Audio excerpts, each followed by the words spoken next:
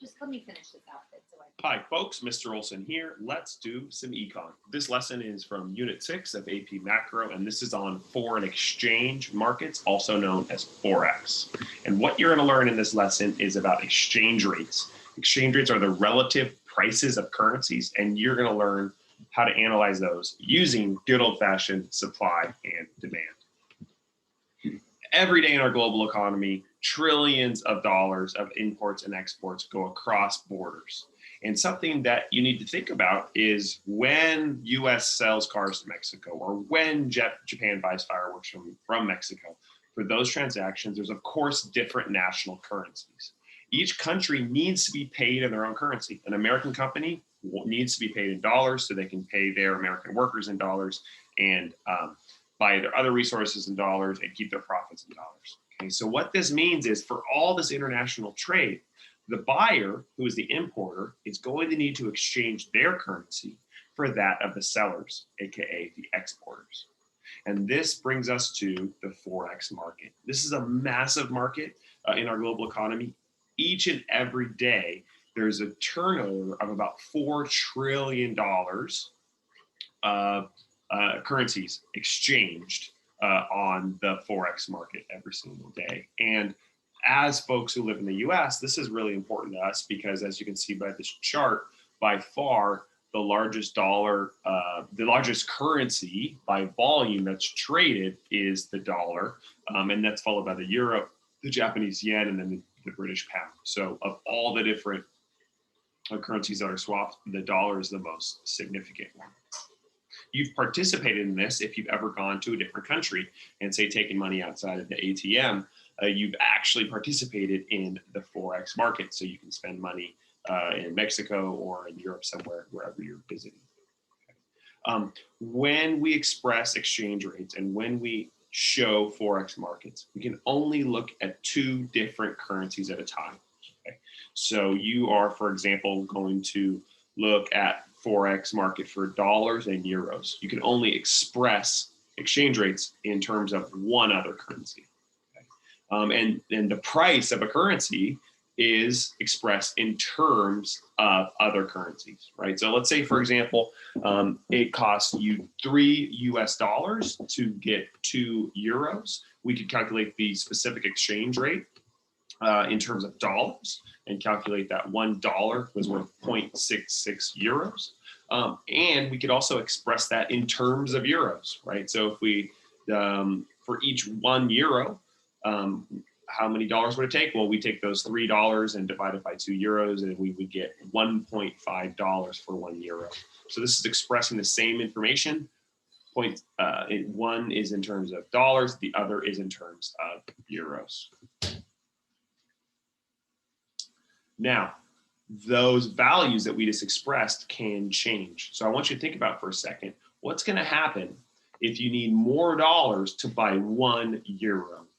In other words, the price of a euro increases in terms of dollars. Okay, what do I mean by that? Let's say before the change, you could trade $3 for 2 euros. And then after the change, you would have to provide $6 to get those same euros. What happens there? Okay, well, the US dollar is considered to have depreciated relative to the euro because it takes more dollars to get the same amount of euros. Okay, depreciation is a loss of value of a currency, of a country's currency with respect to a foreign currency. It means that there are more units of dollars are needed to buy a single unit of the other currency. The other way this is talked about is to say that the dollar is weaker. So when the US dollar depreciates, it becomes weaker and it takes more dollars to buy 1 euro. On the other hand, if you need fewer dollars to buy 1 euros, for example, instead of needing to give $3 in order to get 2 euros, you'd only have to give $1 to get 2 euros.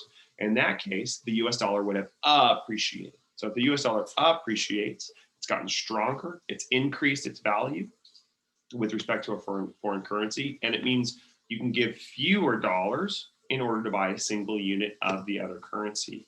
And a different way of saying that is to say that the dollar is stronger. So when the dollar appreciates, it becomes stronger. When the dollar depreciates, it becomes weaker in terms of its power in exchanging for a different currency.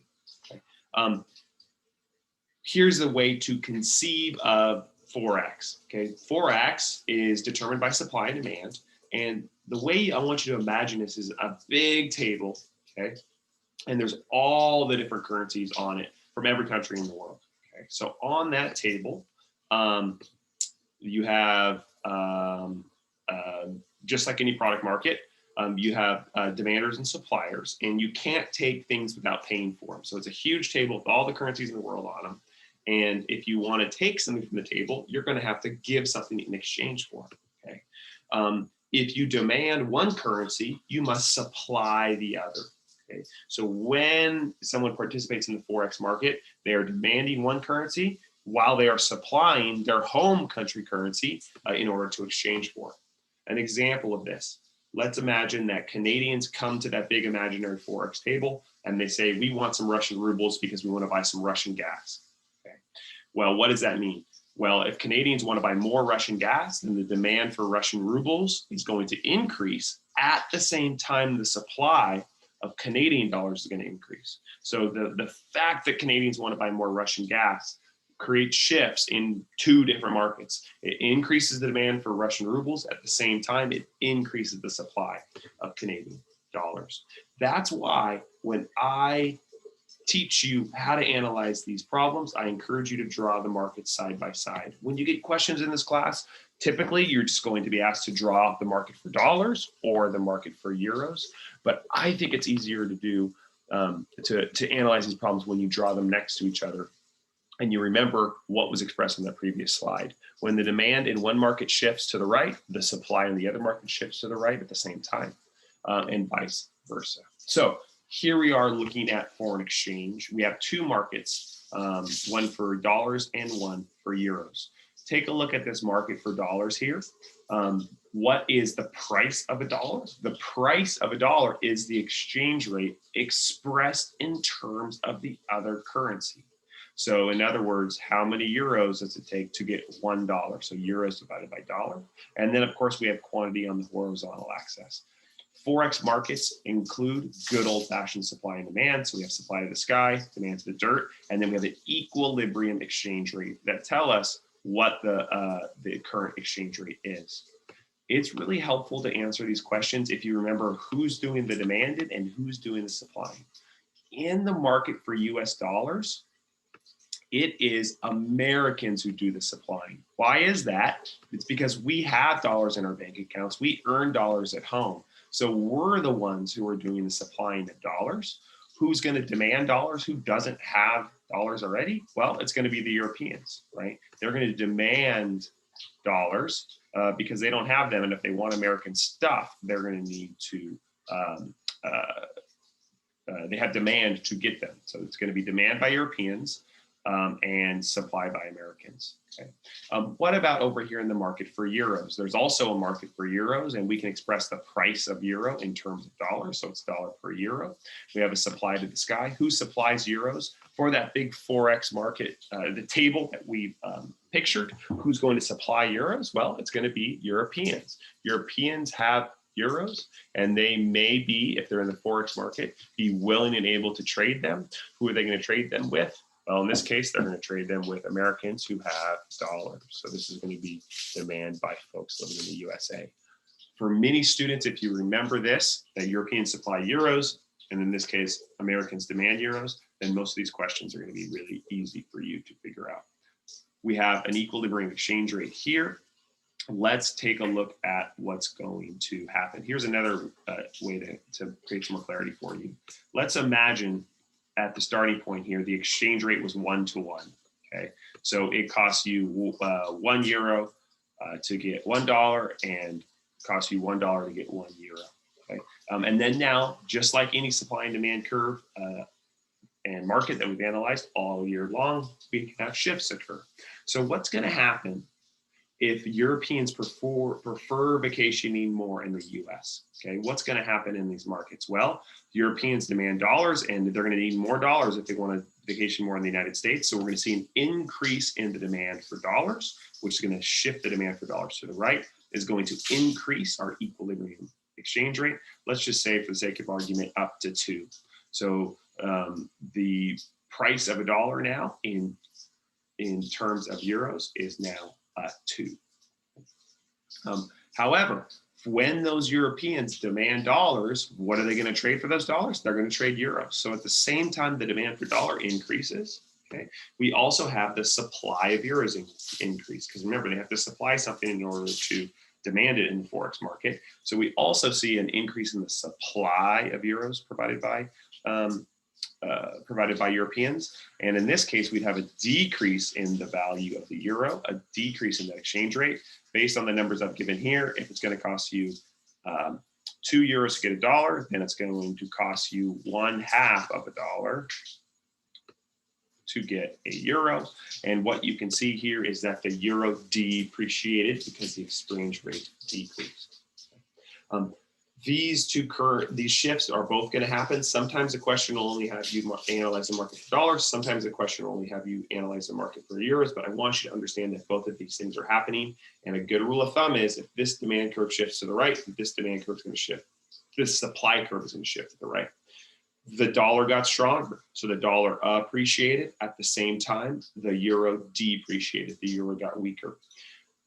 You can never have two currencies both appreciate or both depreciate. By definition, if the dollar appreciates, the euro must have depreciated, okay, and vice versa. So that's an example of a change in the Forex market. Okay. Now, this is an example of a shift in the market. Let's go through several other examples, and I want to teach you the formal shifters in the Forex market. Okay. And we're not going to differentiate supply and demand shifters because of what I just taught you on these slides here. When the demand curve shifts in one market, the supply curve is going to shift in the other market. Okay. So let's go through a series of other examples of Forex shifters. This time we'll use the US dollar and the British pound. Again, you can only talk about two currencies in terms of one another. You can only do two currencies at once. So let's use the US dollar and the British pound here. The first category of shifters in the Forex market are changes in taste. Okay? In fact, that vacationing example we started with was a good example of changes in taste. Okay, let's look at another example. Let's imagine that British tourists flock to the United States. What's that going to do in the Forex market? That's going to increase the demand for US dollars, which is going to shift it to the right. That's also going to increase the supply of British pounds in the pounds market and shift that to the right, which means the pound depreciates and the dollar appreciates. And what I want you to do is to be able to picture that on the graphs as well in terms of the impacts on the exchange rates. But that would be the outcome there. Okay, so this could be taste and preferences for tourism. It could be taste and preferences for exports, right?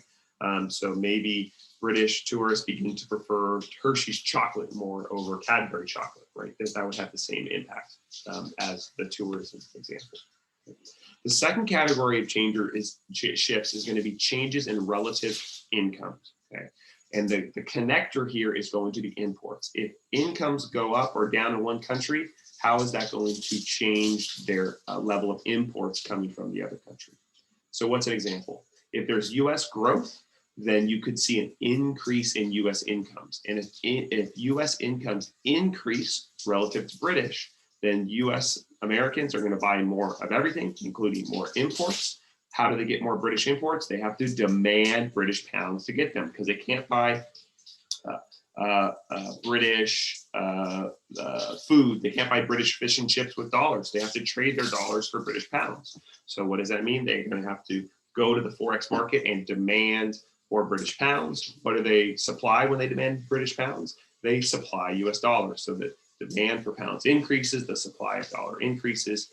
And as a result of that, hopefully you're picturing the shifts of the markets in your mind as you go through these. As the demand for the pound increases, the exchange rate increases, therefore the pound appreciates. And by definition, we know if the pound appreciated, the dollar must depreciate. The third category of change is a change in relative price level. And again, the connector there is going to be imports. If there's a change in the relative price level, it can impact the Forex markets. If US prices increase relative to Britain, in other words, if there is higher inflation in the US than there is in Britain, what's going to happen? The US is going to demand more British imports. Okay? So let's think about chocolate. The price of Hershey's chocolate is going up faster than the price of Cadbury chocolate from Britain. So U.S. Consumers are going to demand more of those cheaper imports. So if the demand for imports increases, then the U.S. is going to demand more pounds in order to purchase those imports. And what are they going to supply in order to demand those pounds? They're going to supply dollars. And therefore, the pound is going to appreciate and the dollar is going to depreciate. The point to take away from this is an increase in price level, in other words, inflation, causes your currency to depreciate. And if you have hyperinflation within your country, then your dollar is going to, or your currency, if you have hyperinflation within your country, then you are going to have a massive depreciation of your currency.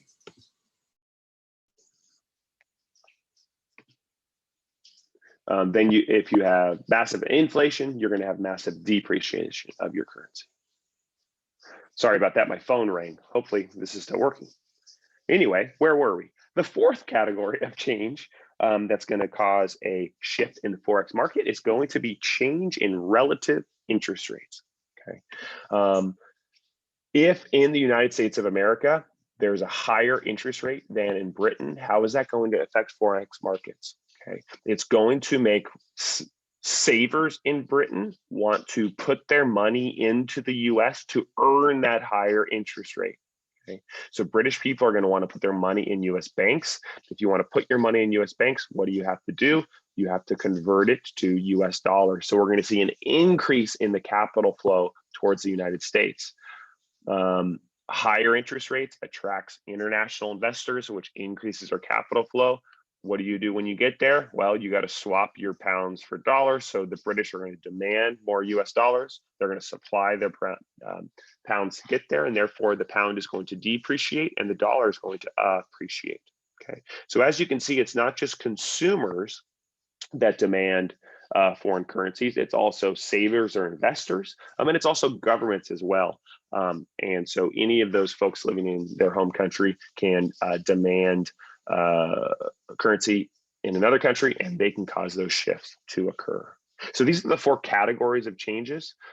You probably don't need to memorize these per se. If you remember who does the supplying and who does the demanding, most students are able to do these intuitively. Let's do some practice. I've given you the categories of shifters now. I want you to imagine now another market. I want you to imagine the market for US dollars and Japanese yen. And I'd like you to do these 7 examples, please. And I want you to tell me what's going to happen to the value of the US dollars and the Japanese yen. Which is going to appreciate, which one's going to depreciate. And I also want you to connect this to net exports. As a result of the appreciation or depreciation in each of these examples, how is that going to affect exports and imports for the United States, for example? Go ahead and pause the video, try these samples, and then we'll go over the answers together.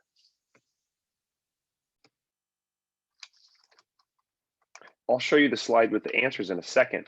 I want to talk about 2 on here that students typically ask about in class. For number 5, this is a sort of a regulation, a trade regulation that's going to impact the Forex market. When the Japanese place higher tariffs on US imports, tariffs are taxes on imports, that's going to make US imports relatively more expensive in Japan. Therefore, Japanese consumers are going to buy fewer US imports and the demand for the dollar is going to decrease. Therefore, the dollar will depreciate and the Japanese yen will appreciate. The other one that students often ask questions about is number 7. The US Federal Reserve sells bonds at high interest rates. Okay. This is a question that connects monetary policy to Forex markets. And this is the US Central Bank selling bonds. Remember, sell small. That's going to decrease the supply of money, which is going to increase the nominal interest rate, which is going to attract money from investors in Japan who want to earn that high interest rate. So that's going to increase the demand for dollars, and therefore the dollar is going to appreciate and the yen is going to depreciate. So that's an important connection for you to make. Here are the other answers in terms of showing you the shifts that occur and the appreciation and depreciation. And in addition to being able to connect Forex to things like monetary policy, you need to be able to connect Forex to things like net exports. For scenario 1, 2, and 4, there will be an increase in US exports because US products are now relatively cheaper. When the dollar depreciates, it's going to increase our net exports because folks living in different countries are going to have our Boeing planes or our pharmaceuticals become relatively cheaper. Pause the video if you need to look at this key longer. Let's do another example. This time we'll talk about Mexico, and I want you to imagine and consider what's going to happen to the value of the Mexican peso, their local currency, if there's high inflation in Mexico. Go ahead and pause the video, draw in your notes a market, and draw a shift for me and tell me what's going to happen to that Mexican peso. Is it going to appreciate or depreciate? Here's a market for pesos.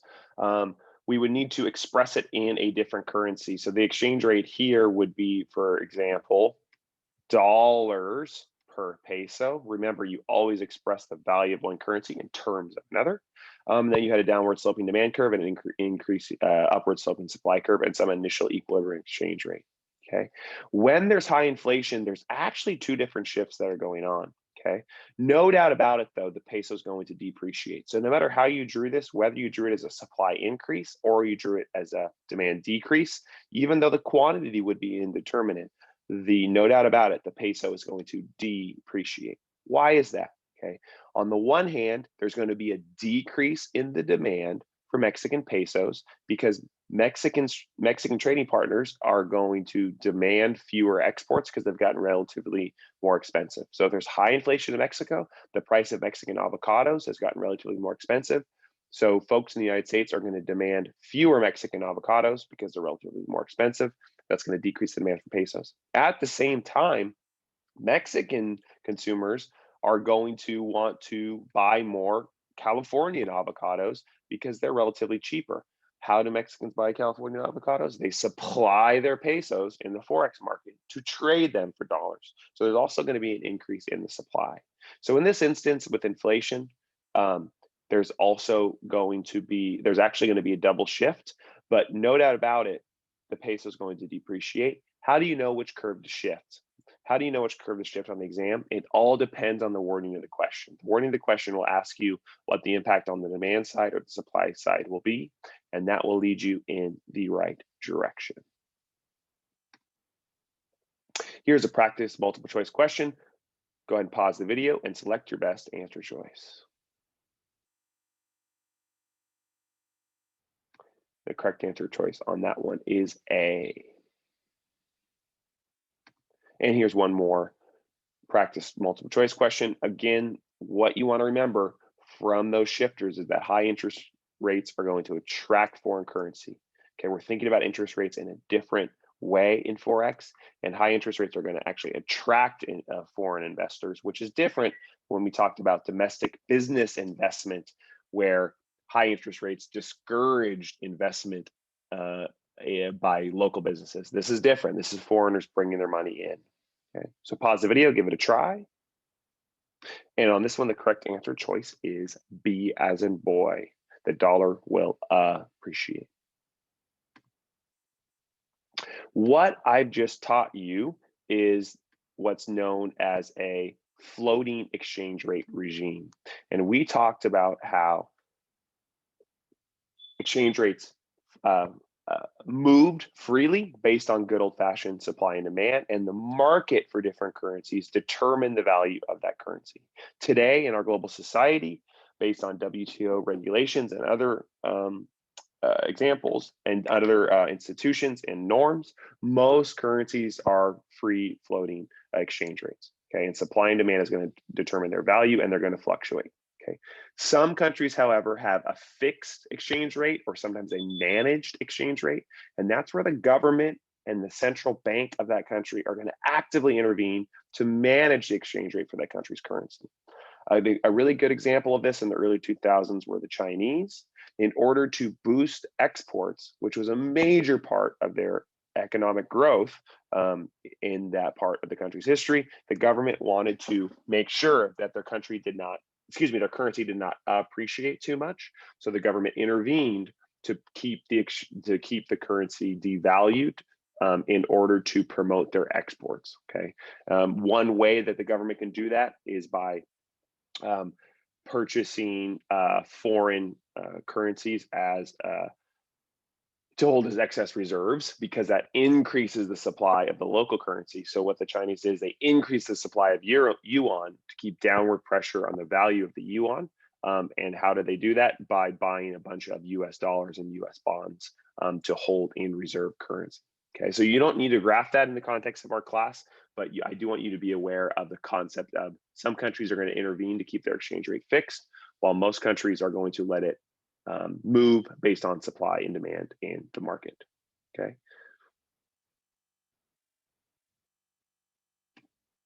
That is all she wrote, ladies and gentlemen. You now understand how and why currencies are valued what they are when expressed in other currencies. And this is something that you're going to be able to use not only in this class, but when you go travel and